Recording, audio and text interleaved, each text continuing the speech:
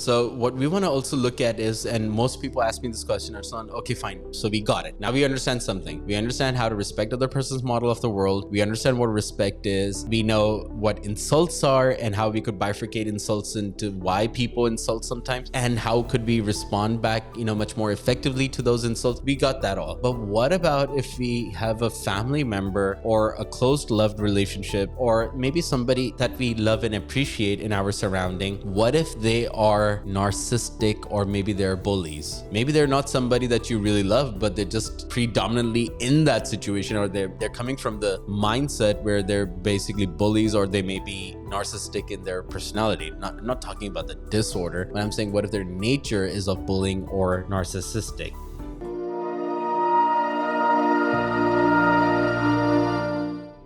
So we want to basically understand this. And when you're talking about bullying, bullying can happen in 3 phases. So there's a, social bullying, there's, verbal or vocal bullying, and there is also what we call physical bullying. So we want to be very careful of all these 3 attributes. And if there's anything that basically falls under, physical bullying, please report this. Again, bullying is serious, or that narcissistic approach where people become physical with you, that has to be noted, that has to be reported, and that's basically for your own safety. Please work around these concepts and areas, and I'm gonna basically share a few more things. What I want you to do is make sure that you don't, above everything else, don't ignore this. Please, please, please do not ignore this. This is not something that has to be ignored, and it's not okay for somebody to bully you. It's not okay for a narcissistic to hijack your personal space and intrude into your boundaries. The concept of respecting other person's model of the world does not really work around. What has to be done is reporting it.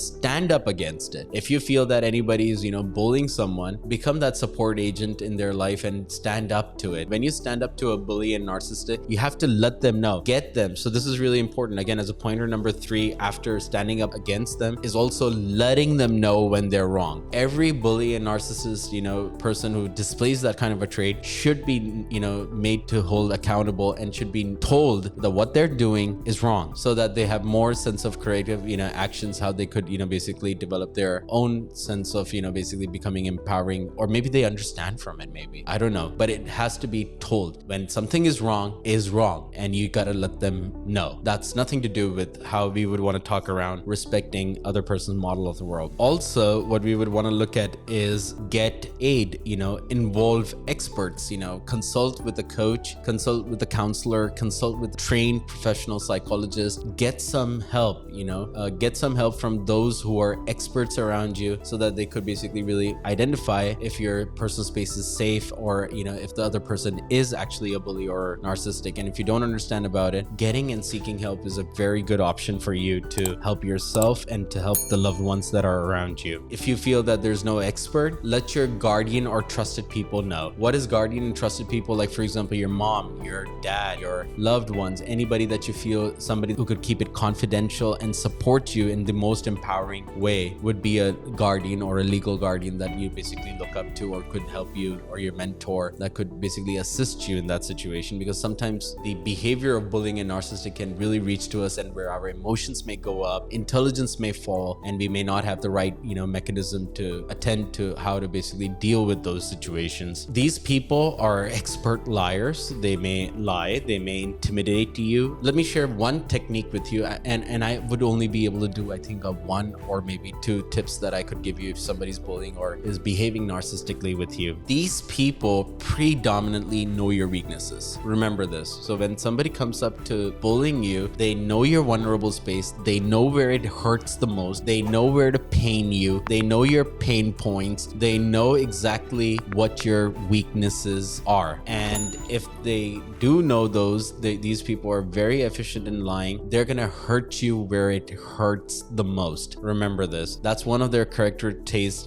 that they basically position, how they basically pose themselves in the society. And should that happen, they will only have one required objective, and that's because of their very, there's so much insecurity inside them. This is always about them. It's always about, so the narcissistic and bully could be like me, and that's how they kind of like act and react in society. society. So one thing that they're going to do is they would always want to put you down. Always. They're going to put you down. And as soon as they do so, what you could do is get ahead of them. Don't give them food to fuel their narcissistic and bullying, behavior. So never ever allow to feed on them. So if at a mild level, if somebody's verbally, bullying you, you stand tall, look it to them, in the eyes length and say, yeah, sure. And if somebody's say, like, for example, you're ugly. Well, okay, thank you so much. Yeah, I know. And don't allow to, get yourself to feel bad about it, because if you start feeling bad, the moment you cry, oh, don't say this to me, then they feel even more empowered, and then they're going to do it even more. So that's what fuels them, actually. And I hope that, basically helps them. So do not ever feed them. You want to basically make sure that you stay away from such people. You're able to get rid of, those narcissistic behaviors. So I promised you that I'm going to give you one more tool other than not to feed them and, the narcissists and bullies. There is one more way. That's only for people who are in your family and their loved ones, is by setting safe boundaries, committing to a contract. That is also really important. So for example, there was a client so there was a brother and then there was a sister. And let's say the sister was really narcissistic in her personality. So the brother basically communicated very crystal clear, listen, if I find this behavior of yours, I'm going to walk out of that space. So what they did is that they distance, or they basically isolated from, and they explained the contract really well. These are going to be terms and conditions. This is the boundary. Please don't cross that. Set your boundaries straight and forward. I had many other clients, who said that, well, one of my brother is a really narcissistic. How do I work around it? He doesn't allow me to go out to do job. He doesn't allow me to,